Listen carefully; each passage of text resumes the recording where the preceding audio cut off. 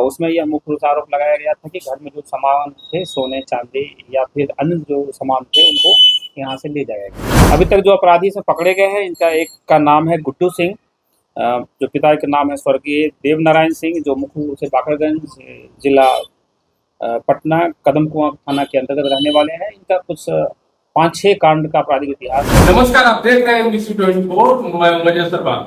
आपको बता दें, राजधानी पटना में गृह भेदन की घटनाओं को अंजाम देने वाला गिरोह को पटना पुलिस ने कर लिया है गिरफ्तार।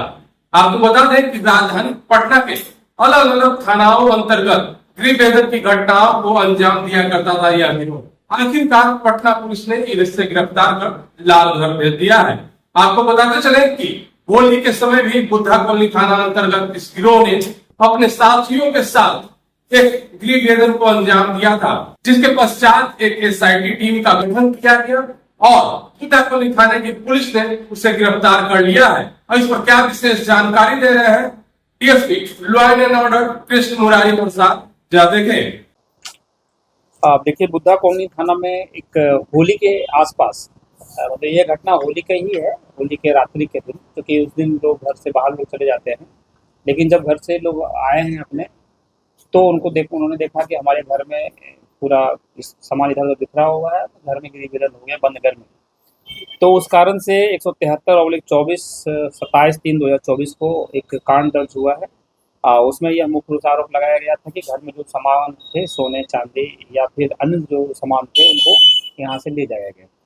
चूँकि यह घटना काफ़ी संवेदनशील था और यह घटना में कई बातें आ रही थी कि कहीं आसपास के जो पास का ही घर था, उसके घर से अपराधी ने उपयोग किया था और क्या है गृह भेदन की घटना करने के लिए, तो उस पर भी आरोप लग रहा था कि कहीं उनकी भूमिका तो नहीं है। तो मामला काफ़ी संवेदनशील था, तो हम लोगों ने इस घटना में एक एसआईटी टीम गठन किया, जो कि मुख्य रूप से थाना प्रभारी बुद्धा कॉलोनी के अंतर्गत ही था। इसमें जो महत्वपूर्ण भूमिका निभाया है, तो उसमें यहाँ का जो सब इंस्पेक्टर अतुल की भूमिका काफ़ी सराहनीय रही है। उन्होंने काफ़ी दिन रात लग करके इस गैंग को डिटेक्ट किया। हालांकि गैंग हम लोगों ने 2 महीना पहले, 1 से 1.5 महीना पहले गैंग को डिटेक्ट कर लिया था कुल मिला करके, चाहे तकनीकी माध्यम हो या फिर मानवीय माध्यम हो। लेकिन इन लोगों का हम लोग ट्रेस कर रहे थे, लगातार ये ट्रेस से बाहर हो रहे थे। और हम लोगों ने फाइनली जानकारी मिली कि यह बुद्धा कॉलोनी या पटना के आसपास के जो किनारे जो एरिया है, वहाँ रह रहे हैं। तो कुछ लोग परसा या आसपास के जो क्षेत्र है, वहाँ उनके रहने की बातें आई, फिर हम लोगों ने उनकी गिरफ्तारी कर पाई। अभी तक जो अपराधी से पकड़े गए हैं, इनका एक का नाम है गुड्डू सिंह, जो पिता का नाम है स्वर्गीय देव नारायण सिंह, जो मुख्य रूप से बाकरगंज जिला पटना कदमकुआं थाना के अंतर्गत रहने वाले हैं। इनका कुछ 5-6 कांड का आपराधिक इतिहास है, जो कि 2012 से ही लगातार जेल जाने का इनका रहा है आपराधिक इतिहास। और 2012 से जो आपराधिक इतिहास इनकी रही है, कुल मिलाकर के गृह भेदन का ही आपराधिक इतिहास रही है। दूसरा अपराधकर्मी जो इसमें जो मुख्य सरगना के रूप में इसमें आज के जो मैं प्रेस वार्ता है उसमें जो मैं आपको बता रहा हूँ, उसमें संजीत प्रसाद, पिताजी का नाम स्वर्गीय अशोक प्रसाद, बाकरगंज थाना कदमकुआं का ही ये भी रहने वाले हैं।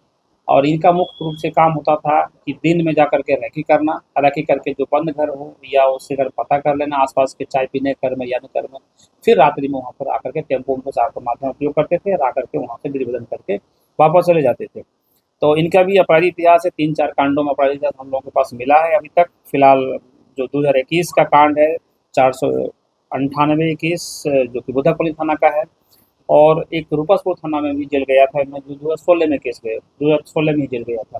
तो कुल मिलाकर इनके भी आपराधिक इतिहास मिले हैं। तीसरा अपराधकर्मी जो पकड़े गए हैं, इनका नाम है राजा कुमार, जिनके पिताजी का नाम है छट्टू पासवान, जो मूल रूप से दीघा थाना के रहने वाले हैं।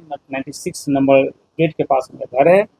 यह अपराधकर्मी ऐसा है कि यह एनडीपीएस के मामले में 2021 में जेल गया था। 357 वहाँ का कांड संख्या है। इन्होंने बताया खुद कि मैं 2 बार जेल गया हूँ और इन लोगों का आपस में संबंध या जान पहचान जो हुई है जेल में रहने कर में ही हुई है, जैसा इन्होंने खुद ही कन्फेस करी थी। दूसरी चीज़ है कि चूँकि हम लोग ने 2 महीने से लगातार इन लोगों को फॉलो कर रहे थे, इस एरिया को छोड़ दिया था और आसपास पटना के आसपास जो ग्रामीण इलाका है वहाँ पर कहीं का शरण लिया था। तो संभव है कि उधर घटना भी इनके द्वारा किया गया हो। हालांकि अभी कन्फेशन में इन्होंने ऐसा कन्फेस नहीं किया। हम लोग इंट्रोगेट करेंगे पुलिस रिमांड पर आगे लेकर के और आसानी थाना को भी सूचित करेंगे। अभी तक कितने घरों में गृह भेदन की घटना पर इन लोगों ने जैसा बताया कि हम लोग पुलिस रिकॉर्ड के हिसाब से मैंने आप लोगों को डिटेल बताया कि अपराध कर्मी बार की 5-6 किसी के पास आपराधिक इतिहास है, किसी का 4-5 है, किसी का 3 या 2 आपराधिक, यही आपराधिक इतिहास है। इसके अतिरिक्त भी कई कांड रहे होंगे जिस वक्त जो कि या तो इनके नाम से भी नहीं हो पाया है या फिर इन पर हम लोगों को भी काम करना पड़ेगा। जी, तो चूंकि यह जो घटना घटी थी 27/3/24 को, तो उसमें सोने चांदी और कुछ पैसे ले जाने की बातें आई थी। तो उस क्रम में जो इनके द्वारा जानकारी दी गई कि करीब 50 ग्राम के आसपास सोना और आधा किलो के आसपास चांदी का इन्होंने गिरवी किया था। उसमें से जो पैसे का बेचा है, उस सामान को बेच करके पैसे जो कलेक्ट किया है, तो उसमें से गाड़ी खरीदा था, जो पल्सर गाड़ी है, वो गाड़ी बरामद हो चुका है।